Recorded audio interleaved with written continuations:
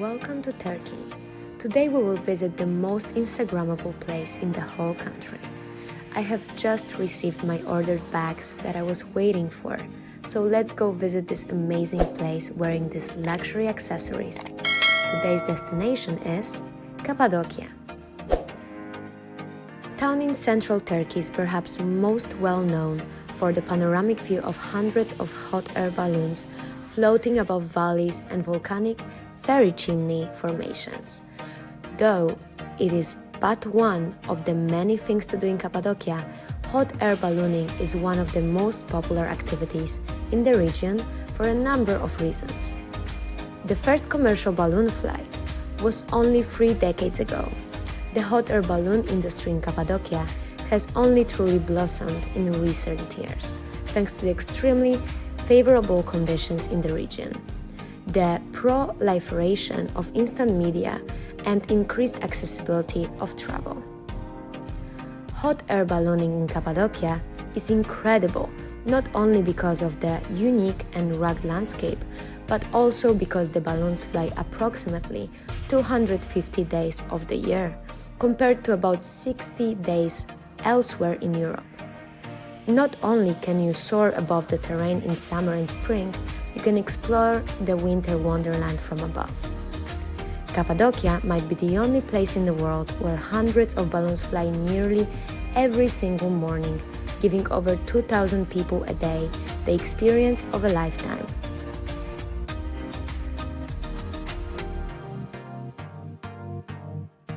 Another must-see attraction in Cappadocia is a Turkish Rockstar, Gallery Ikman, which allows you to take extraordinary photos for your social media.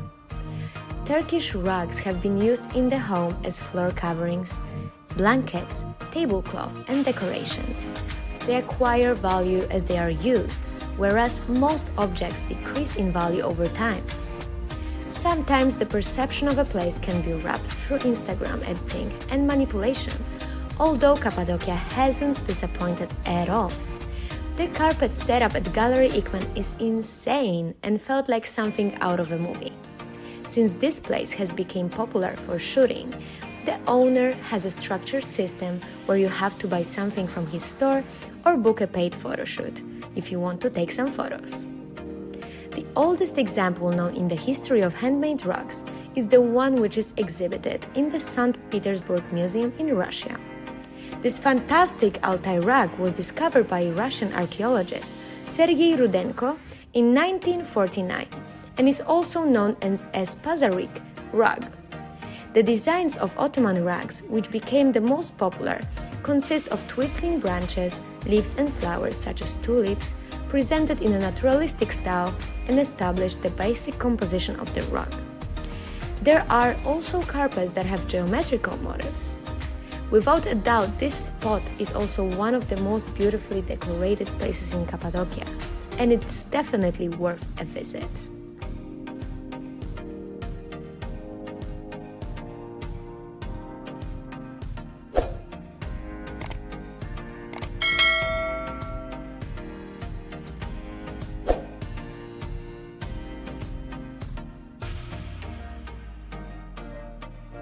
One of the options to see the area is Cappadocia Classic Car Tour. It can be done at different times during the day. If you wish, you can join the Classic Car Tour with the balloons taking off at the sunrise and immortalize this magnificent moment by taking photos and videos. You can rent a classic car outside the morning and the evening, especially at sunset time. You can see the magnificent beauties of Cappadocia region closely and spend pleasant hours. The most preferred times during the day are the sunrise time in the morning and the sunset in the evening. They take their guests who participate in Cappadocia Classic Car Tour activity at sunrise to Rose Valley area to see the balloons and fairy chimneys in the same square and shoot. If you rent a classic car on your own, it's a great alternative way to see the area and tick off the things to do in Cappadocia. Take a drive in classic Mercedes or other retro car. Another option are off-road ATVs, also available amongst the choices of transport. It's certainly a different way of getting moving on your travels. Go easy on the dusty roads, but if you're a confident driver, then it could definitely be a fun option. In Cappadocia, you can find many shops with traditional Turkish bags, accessories, and many beautiful wall decorations. Turkey is a country with old clothing traditions. Their roots are in the Ottoman Empire, which has formed Turkish cultural and traditional heritage pretty much. Even hundreds of years after the Ottoman Empire, Turkish national costume has a lot of features typical for these days. But today, few people in Turkey wear traditional clothing in day-to-day life. Men usually use European style of clothes or mix some elements of the folk dress with Western pieces of attire. Women wear national costumes more often. They retain the national dress more fully and keep the traditions more carefully. Women's attire consists of a long robe, baggy trousers, a short jacket, an apron, several headscarves, sometimes with a fez, slippers, and a lot of jewelry. Traditional fabrics are silk, velvet, and cotton. Cappadocia's famous fairy chimneys, a surreal landscape of carved-out towering rock formations, change color with every sunset. But how did these strange natural growths emerge? Let's take a look at the tale behind Turkey's most majestic rocks. Cappadocia region was formed 60 million years ago by erosion of soft layers of lava and ash from Mount Erciyes. The rock formations that have made Cappadocia one of the most popular destinations in Turkey emerged due to a geological process that began millions of years ago. Ancient volcanic eruptions covered the region in thick ash, which later solidified into the soft rock called tuff. When the natural forces of wind and water, called erosion, did the work, only the harder elements were left behind to form the fairy chimneys that can be seen today, stretching as far as 130 feet into the sky. However, it was also human work that has given Cappadocia its magical aesthetic.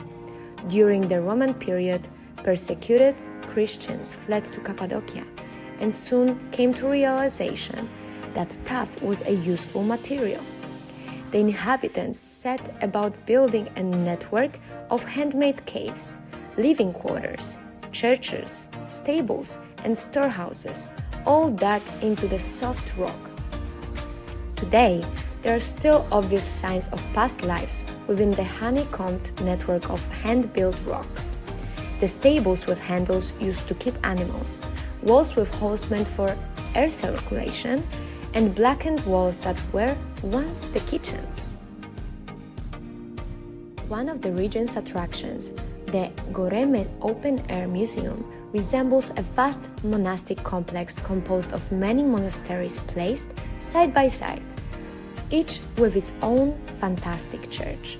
It is obviously the first site to be visited by any traveler in Cappadocia, standing as it does in the very center of the region with easy access from all directions. It is only 15 minutes walk from Göreme village center. It contains the finest of the rock-cut churches, with beautiful frescoes, which are wall paintings, whose colors still retain all their original freshness. It also presents unique examples of rock, architecture, and fresco technique.